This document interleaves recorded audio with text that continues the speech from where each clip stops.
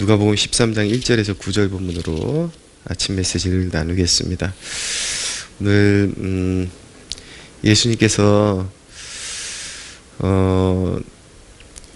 두 종류의 불의한 일을 당한, 그러니까 안타까운 일을 당한 사람들의 이야기를 이렇게 나누어 주시면서 그 사람들의 죄가 너희의 죄보다 더 많기 때문에 그런 불행한 일을 당한 것으로 여기지 말아라. 너희도 회개하지 아니하면 그 사람들처럼 망할 것이다 라고 말씀하고 계십니다. 첫 번째 부류의 사람들은 이제 빌라도가 죽여서 그들의 피를 제물에 섞어버린 그런 사람들의 이야기가 나옵니다. 어떤 갈릴리 사람들의 피를 그들의 제물에 섞은 일로 예수께 아뢰니라고 말씀하고 있습니다. 그랬더니 예수님께서 대답하신 것이, 너희는 이 갈릴리 사람들이 이같이 해 받음으로 다른 모든 갈릴리 사람보다 죄가 더 있는 줄로 아느냐. 너희에게 이르노니 아니라 너희도 만일 회개하지 아니하면 다 이와 같이 망하리라. 그리고 또 한 부류의 사람들이 있는데, 실로암 망대가 무너져서 치여 죽은 18사람, 이 사람들도 모든 사람보다 죄가 더 있어서 그런 것이 아니라 너희도 만일 회개하지 아니하면 다 이와 같이 망하리라 라고 말씀하고 있는 것입니다. 우리는 불행당하는 사람들을 보면은 우리가 더 그들보다 의롭다라고 생각하는 경향이 있습니다. 그리고 대개의 사람들 같은 경우 상대적으로 자기의 의로움을 보기 때문에 좀 더 불미스러운 일을 당하거나 아니면 뭔가 눈에 현격하게 보이는 죄가 있는 사람들을 보게 되면은 보통의 사람들은 자신이 더 그들보다 의롭다고 생각하고 지금 현재가 괜찮다라고 그렇게 생각하는 경향이 있습니다. 분명히 은연중에 그런 생각을 떠올리고 그렇기 때문에 자기 자신의 죄에 대해서 너무나도 둔감하기 때문에 회개하지 않는 모습을 보이고 있는 것입니다. 그러나 예수님이 경고하고 있는 바, 분명히 말씀하는 것은 무엇이냐면, 누구든지 어떤 세대를 막론하고 어떤 사람이든지 궁극적으로 회개하지 아니하면 이렇게 망했던 사람들과 다른 양태일지는 모르지만 똑같은 결론을 초래하게 될 것이다. 너희도 결국 이와 같이 망하게 될 것이다 라고 그렇게 말씀하고 있는 것입니다. 자, 분명히 구원을 얻기 위해서는 하나님 앞에 인생의 절대적인 회개를 한번 꼭 이루어야 합니다. 제 말씀은 회개를 인생에 딱 한 번만 하는 것이다 라는 말씀은 아니지만, 소소한 삶의 그런 어떤 죄에 대한 회개들 이루어되지만, 그렇지만 구원의 문으로 들어가는 절대적인 회개는, 큰 회개는 반드시 한 번 거쳐서 들어가야 하는 것입니다.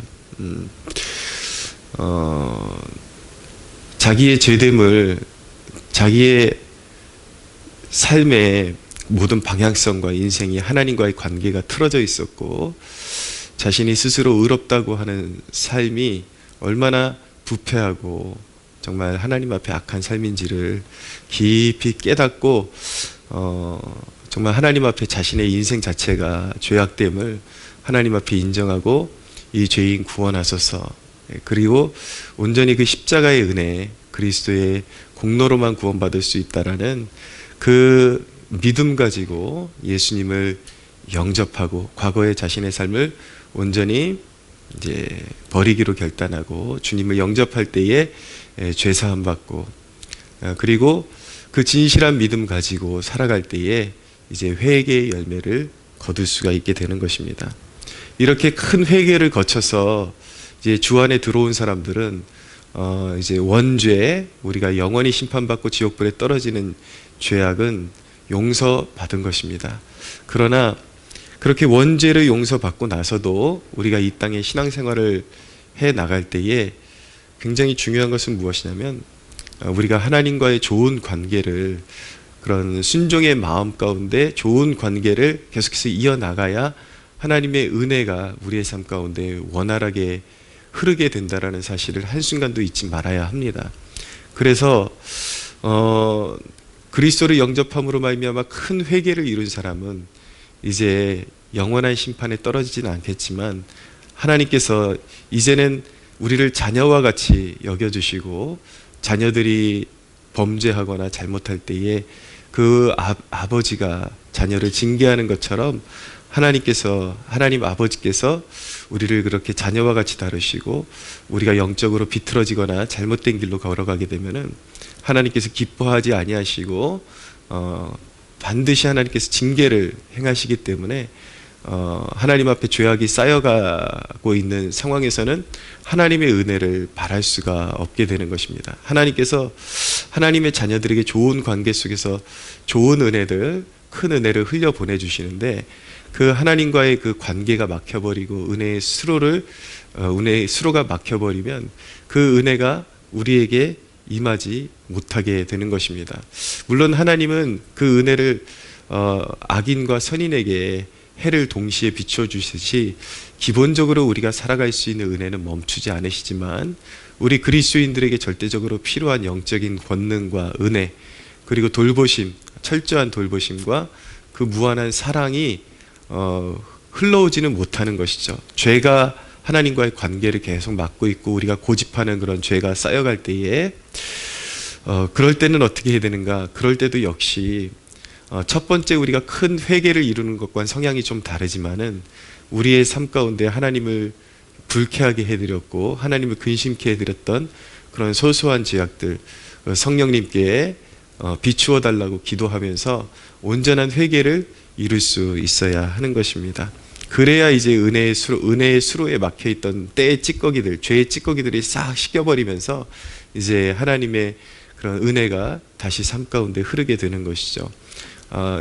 제가 늘 말씀드리지만 제가 굉장히 실제적인 그런 지침 그리고 말씀을 드리고 있다는 사실을 다시 한번 강조하고 싶습니다.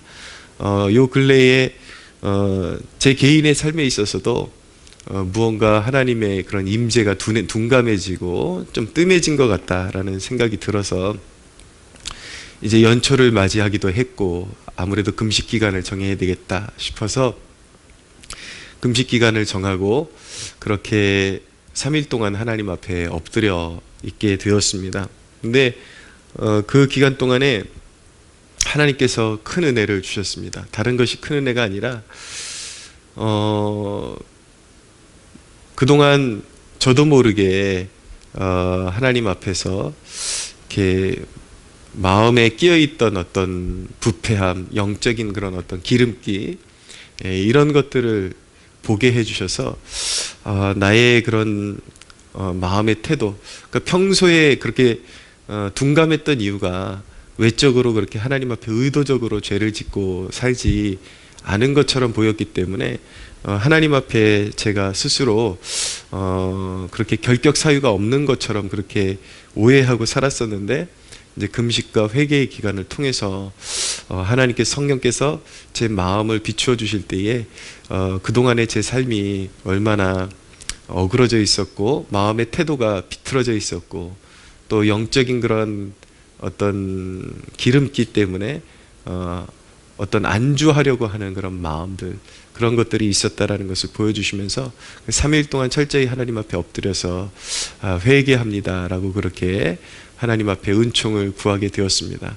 3일이 지날 때까지 사실은 그렇게 각별한 하나님의 임재를 그렇게 느낄 수가 없었습니다. 근데 그렇게 회개 기간을 마치고 났을 때에 정말 다시 하늘문이 열린 것처럼, 그렇게 성경을 읽을 때에도, 기도할 때에도, 또 삶의 그 사람들과 교제할 때에도 문득문득 이전에 경험했던 하나님의 임재를 경험하면서 다시 한번 영적인 기쁨을 이제 맛보는 그런 시즌을 맞이하게 되었습니다.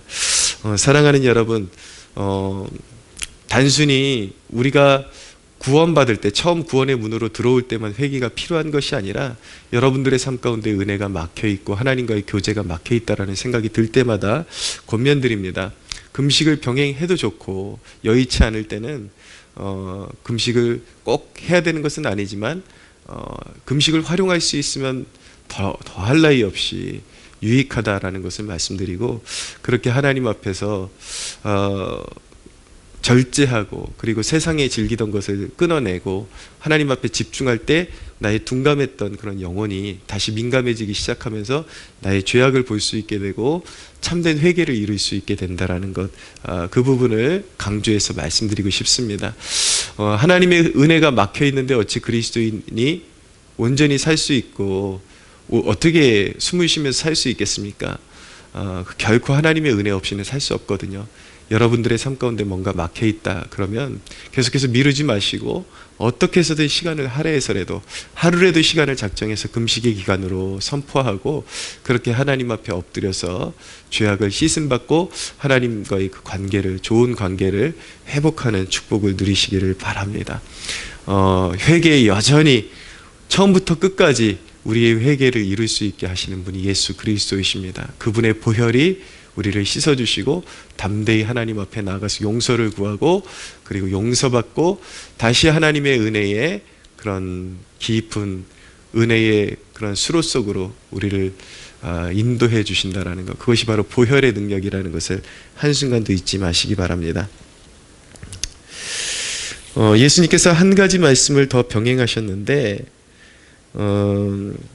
어떤 포도원에 심겨있는 그 무화과 나무에 대한 비유입니다. 그 주인이 와서 열매를 구했으나 열매를 얻지 못하니까 포도원 지기에게 그 주인이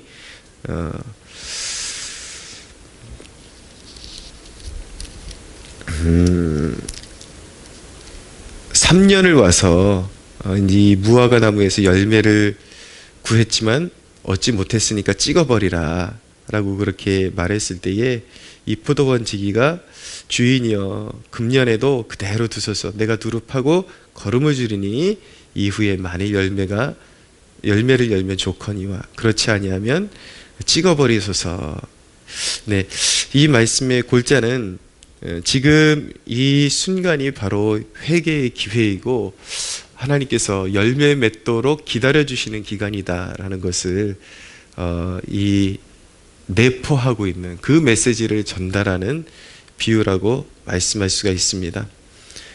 여러분, 오늘이라는 시간을 헛되이 보내지 마십시오. 오늘 조금 유의해서 봐야 되는 것은 3년을 기다렸는데 열매가 없었다, 찍어버려라.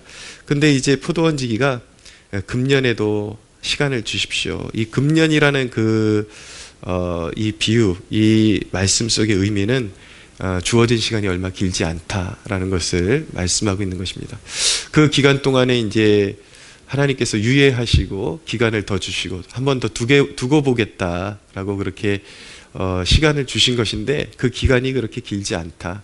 우리의 삶 가운데 그렇게 길지 않은 우리 인생의 기회 가운데 있지만 분명한 것은 하나님께서 우리의 인생 가운데 회개의 열매를 맺을 수 있는 기회를 주신 것이다. 오늘이라는 시간이 그렇게 소중한 시간이다라는 것을 말씀하고 있는 것입니다.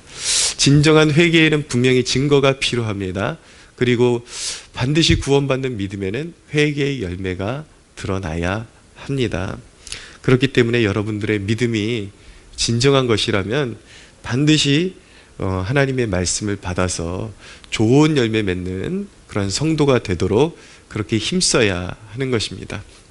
그래서 항상 여러분들의 마음 갈고 엎어서, 말씀으로 갈고 엎어서 그 말씀을 좋은 마음으로 받아서 열매 맺도록 그렇게 해야 되는데, 진정한 좋은 열매는 성령의 능력으로 맺혀지는 것이지만 성령께서 우리의 마음에 회개의 역사를 두드리시고 그리고 우리에게 어떤 인생의 지침과 인도하심을 주실 때에 그 감동에 순종해야, 말씀에 따라서 순종해야 또 아름다운 열매를 맺혀지는 면이 분명히 있는 것입니다. 그렇기 때문에 말씀을 듣고 실천하지 않는 것, 그것은 죽은 믿음이 될 수밖에 없는 것이고, 그렇게 되면 반드시 영적인 그 회개의 열매를 여러분들이 맺지 못하면 반드시 하나님으로부터 화를 당할 수밖에 없는 상태에 있다라는 것을 꼭 기억해야 하는 것입니다. 오늘 하나님께서 주신 기회를 낭비하지 마시고 그냥 소홀히 하지 마시고 아침에 이렇게 말씀 듣는 것을 그냥 이렇게 아침에 경건했으니까 그냥 오늘 그 하루 자기 내 마음대로 사는 것이 아니라 이 말씀을 받아야 하는 것입니다. 말씀으로 받아서 적용이라고 하죠. 적용하고 실천해야 거기서 그것이 바로 회개의 열매가 되고 아름다운 열매들로 하나님께 드려질 만한 삶의 열매들이 비로소 나타나게 되는 것입니다.